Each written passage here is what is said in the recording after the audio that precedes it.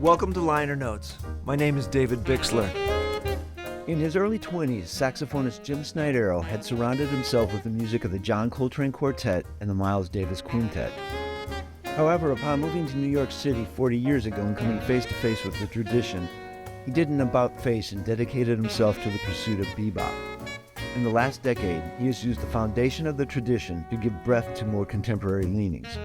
His new recording, Far, Far Away, featuring Kurt Rosenwinkle, is the latest offering in this path.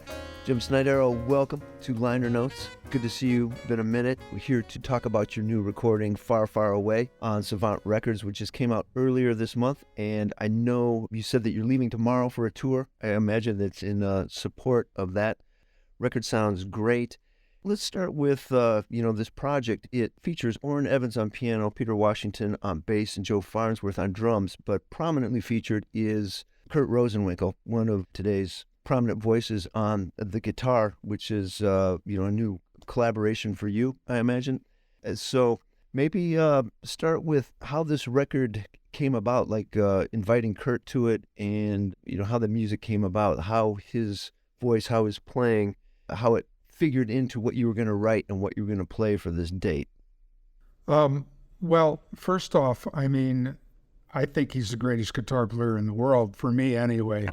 It's super chops, but also just such a unique voice and a beautiful phrasing.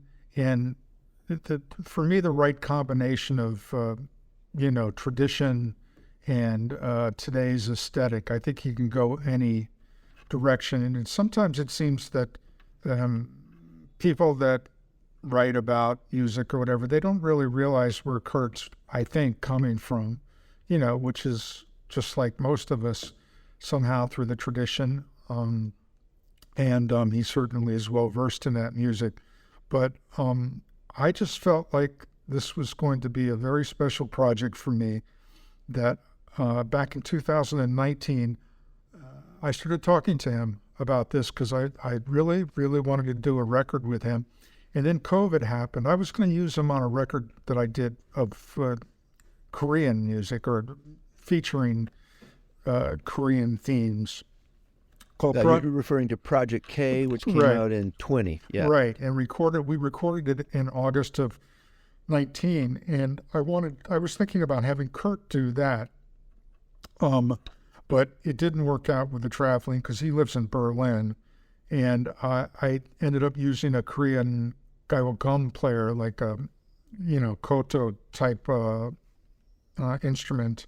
And that worked out really well. And Dave Douglas is on it too. And, actually, what I should say is, probably over the past 10 years or so, I've just kind of decided that it was time for me to expand, the sounds that I'm working with, the musicians that I'm working with. I was, I guess, a little bit more of a traditionalist for a long time.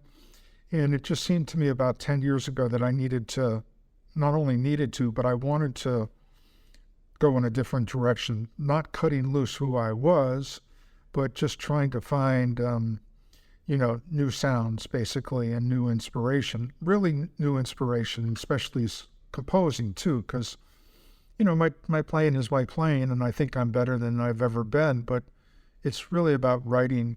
So that Korean project put me in a certain space, writing for that sound, which was very, very different, the Korean instrument, and Dave Douglas, too. And then the COVID happened in 20, and everything was off the table with Kurt. He lived in Berlin, forget it. That was the end of that. And I did a live record at the end of 2020 that just happened to come about live at the Deerhead Inn. I was supposed to play there in the summer of 2020, and of course that got canceled, but the guy at the Deerhead Inn called me up and over at the end of the summer said, listen, they've opened up to 50% capacity. There was a lull at that point in the fall of 2020. He said, do you want to play on Halloween? It was October 31st, 2020. I said, shit, yeah. And it seems like I always do a record in the fall. And I thought, you know what, this is it, man. I'm just going to push against this damn pandemic and try to do a live record.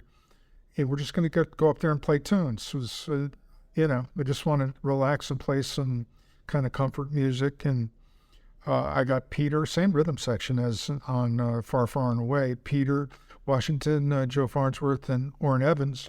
Orrin had been on my last 2 records before that. It just came out so nice, man. The band sounds very relaxed and swinging and very heartfelt music, I thought. And then I got the idea that, you know what?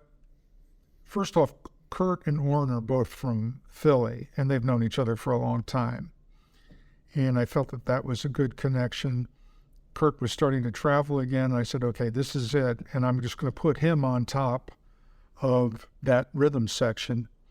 And I'm going to write music for it with Kurt in mind. So yes, it was something I had in mind for a long time.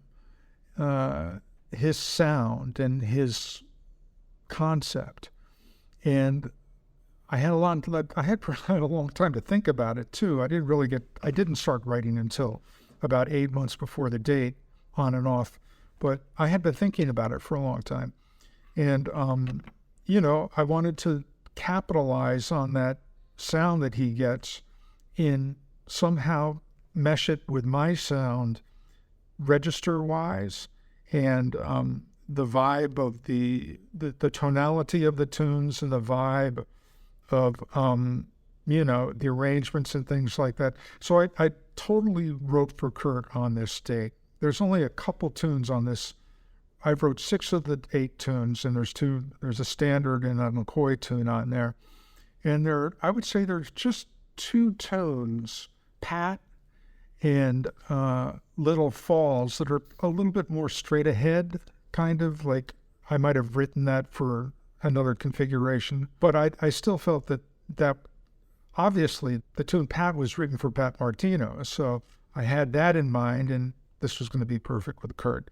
And another Philly cat. So another Philly cat, exactly. Yeah. And I really feel like there's a thing there with these guys. There's kind of this earthiness that permeates guys that are hanging around Philly a lot. I don't know, I can't exactly put my finger on it, but I hear it. And then the other 2 was Little Falls, and that's pretty straight ahead too. But, I had the particular register of the guitar in mind.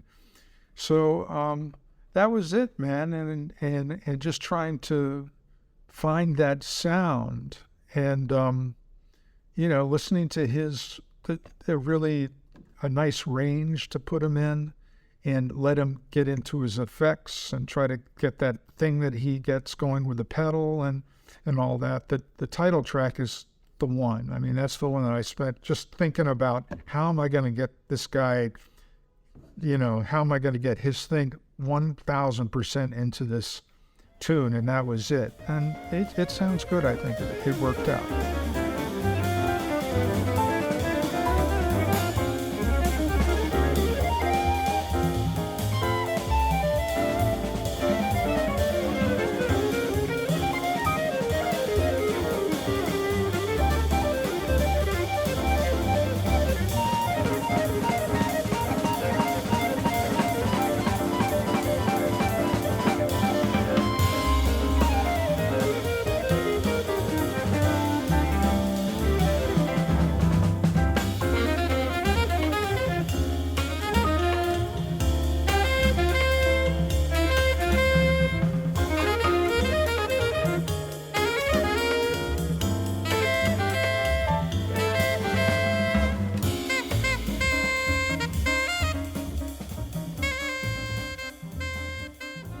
It really does. Very enjoyable to listen to.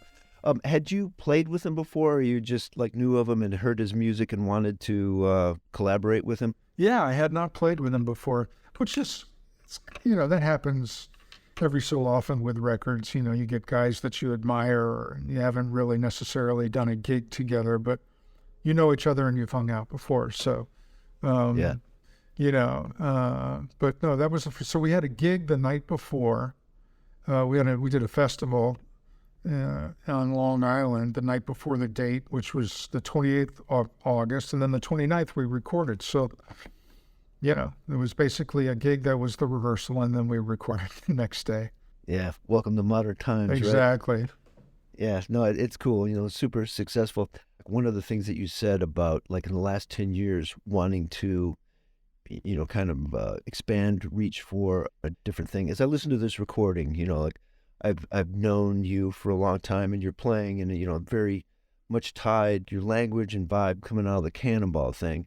And that's still very evident in the playing, like in your sound and in your choice of language. But with Rosenwinkle there and your tunes and like some of the harmonic things, like you're, really going for a different thing. And I kind of wanted to talk about your journey, because I don't know if I ever spoke to you about this, but when I was in college, I had a friend that took a lesson with Dave Liebman, and an alto player. And he asked Liebman, are there any alto players that are kind of playing like you and your style? And he said, well, there used to be this guy, and and he was kind of angry about it. He said, yeah, Jim Snidero, he used to play like me, and then like he did an about face and like got hardcore into the bebop thing. And then so like when I had heard that story, but when I came to New York, man, like you were hardcore, like hanging, like even on the record, Peter Washington and Farnsworth, but maybe Orrin Evans wouldn't have been the pianist that I would have expected you to choose. So maybe if you care to like speak about like your evolution, this is going back a while, I'm assuming, when you were playing a different way, you come into the tradition and now you're expanding again. Yeah, I mean, keep in mind that it's been 40 years since I moved to New York, 41 years. Yeah. So it's a very, very long time. And when I went to the University of North Texas, and back when we were at North Texas, we were really into Miles's group and Train's group in the 60s. Miles with Wayne and Train with the classic quartet. And there was this friend of ours that became a very famous producer that unfortunately passed away, Bob Belden. And he had all these bootleg tapes that are now records, but we had them back 45 years ago, cassette tapes. And we were all trying to figure out what was going on with that. And Liebman was someone that was, pretty young and about the strongest guy, along with Steve Grossman, in that really coming out of Train mode. And so we and me in particular, we got into that whole thing, and I really was into Train and Liebman and that school of tenor playing. And then I came to New York, and I got called to play with Brother Jack McDuff. Now, so I was 23 years old. I had literally been in New York for 3 months. And McDuff called me, and he asked me, and he said to me, can you come to the studio at 6 o'clock? It was like 12 noon or 9 o'clock, something like that. And I was absolutely, totally shocked. And here's a guy that's as famous as you can be as an organ player. So I went and did that. And he wanted me to play Killer Joe, like straight up Killer Joe. And there was I couldn't play any of that out shit. This is what he wanted, and this was my chance to like work with it, be on a Legends record, and perhaps get the gig. So I got the gig. He liked my playing. He liked my sound. And we started touring, and all of that stuff that I studied back in college hardly had any relevance to this gig at all. And we did about 300 gigs in a year. The great guitar player Mitch Stein and I were on the road, and we traveled all over the United States for a whole year, just about 300 gigs in a van with a jazz legend playing all the clubs. And it kind of turned me around into another thing, because I realized that, first off, there was so much that I didn't know. And I had to deal with this gig, and this gig was a real jazz gig. We would play in Harlem, and it would be the gig would be 10 to 4, 10 a.m. to 4 in the morning. Talking about like whatever it was, 5 sets, probably, 30 tunes. And there might have been 2 or 3 modal tunes out of the whole. And it just really, it changed me. And then I was around some guys that were working with Horace Silver and Art Blakey. And those are some of the guys that I started recording with. I started working with a big band, Toshiko's band, as you know, Toshiko Akiyoshi's band. And a lot of changes, a lot of straight ahead playing that I was asked to do. And I just got into it, and that was it. And I wanted to figure out how to get that sound. And when I listened back to when I was playing in a more modal style, it wasn't that good, really. There was a lot of, I could tell there was a lot of things that I didn't know and hear. And I'm just a much better player. So then I got into all of that kind of language. I've been doing I'm still doing a lot of records. And then the evolution started back to that style of Train, because there's a lot of, on this new record, if anybody listens closely, there's a lot of language in there that is not anything close to bebop.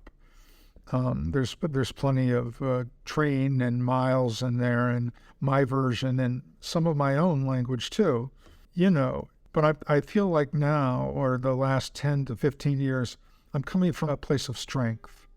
Like I really understand how this music works, and how to play changes, and how not to play changes, and how to use what you know about playing changes, not to play changes.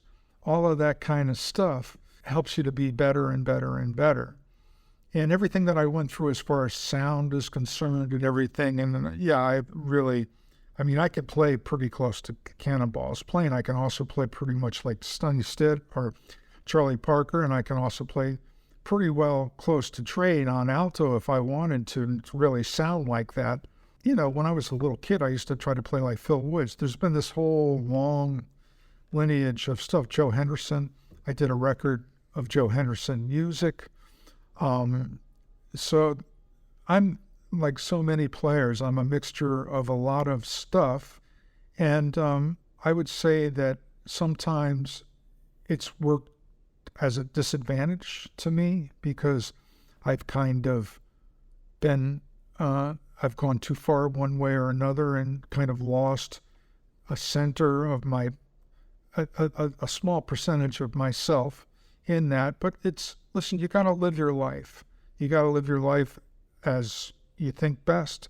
And that also goes with your musical journey. Sometimes you make a mistake, and I don't know if I made mistakes or not, but you learn from whatever you're doing. And the important point is to keep working at it, keep thinking about it, keep trying to get better, trying to get a better sound, better language, better everything.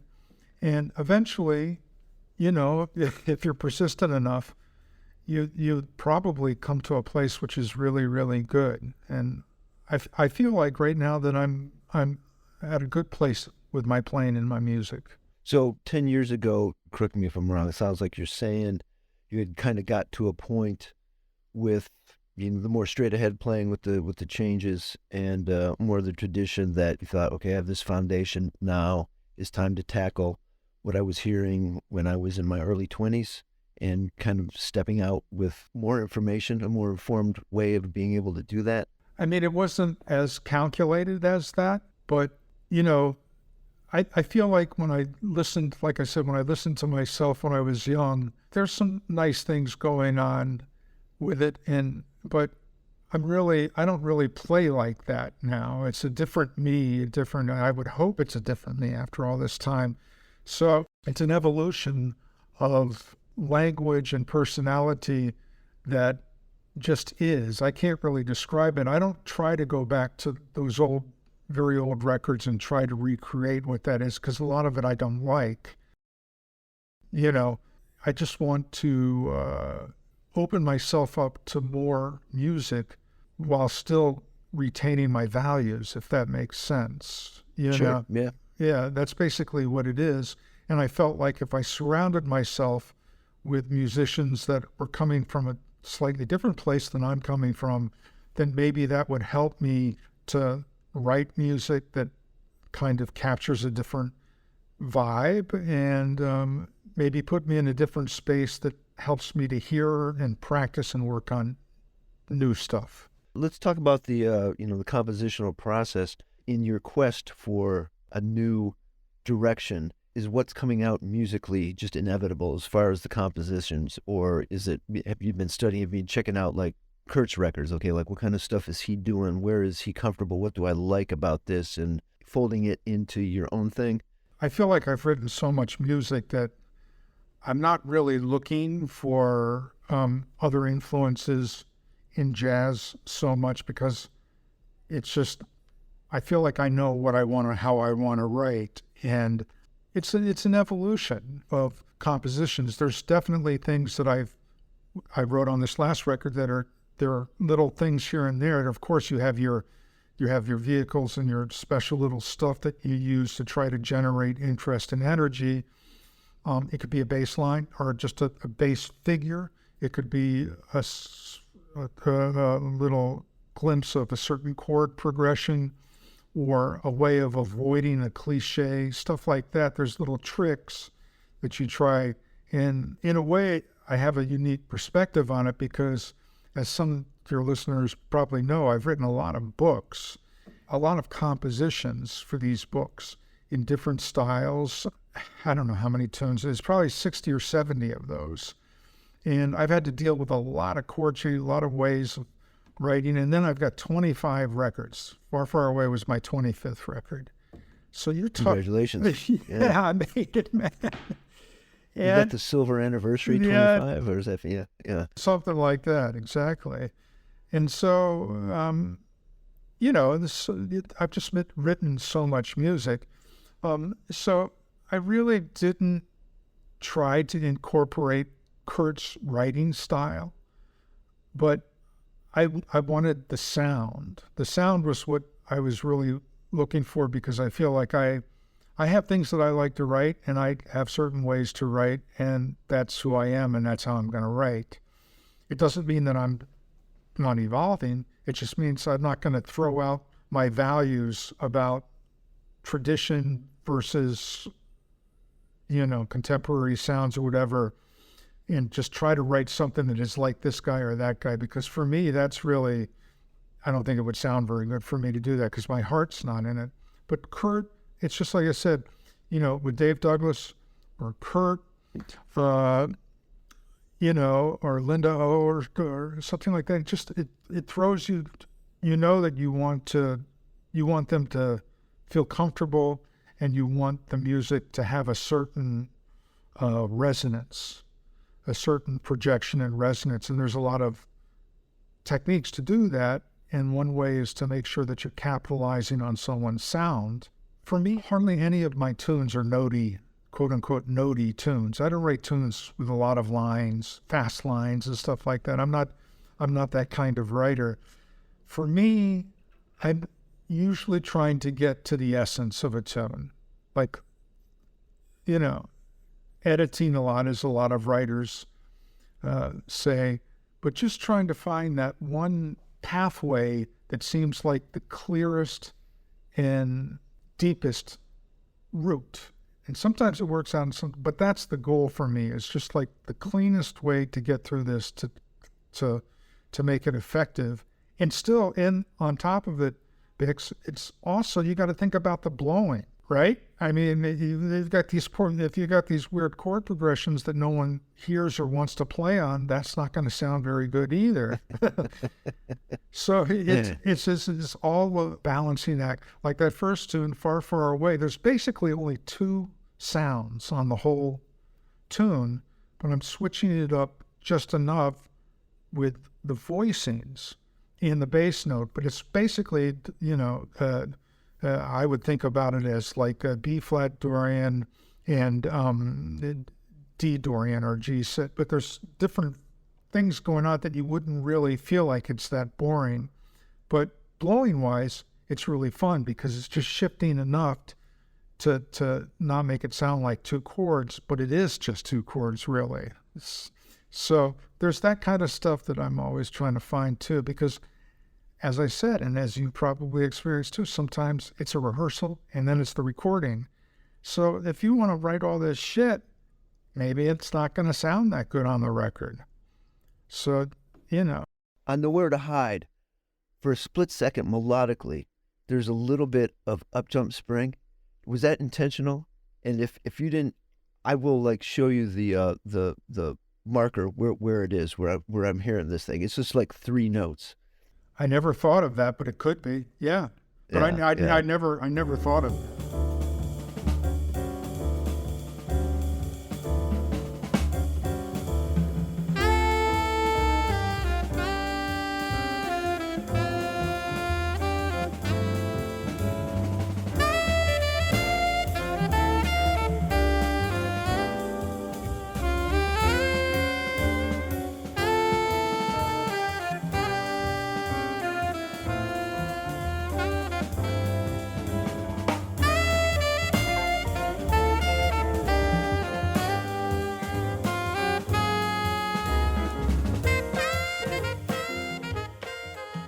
Okay, I didn't know if it. I mean, it makes sense. I mean, because like we put out everything that we've heard our whole life, so well, it becomes part of us. And it's in 3/4. Both are in 3/4. Yeah, exactly, and that's why, man. Like, 'cause I listened to it a couple of times, I came back and said, "Wow, man, either that was like such a coincidence or super slick. Either way, it was really cool."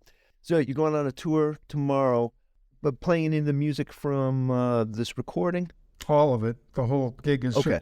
Yeah, it's probably the first record where I'm going to play every tune from the recording, because Okay. I think it's strong enough that way. And it actually, that's what we did when we did the festival the night before. We played 2 sets, 4 tunes a set, and it was the record, and it worked out fine as the gig. Okay.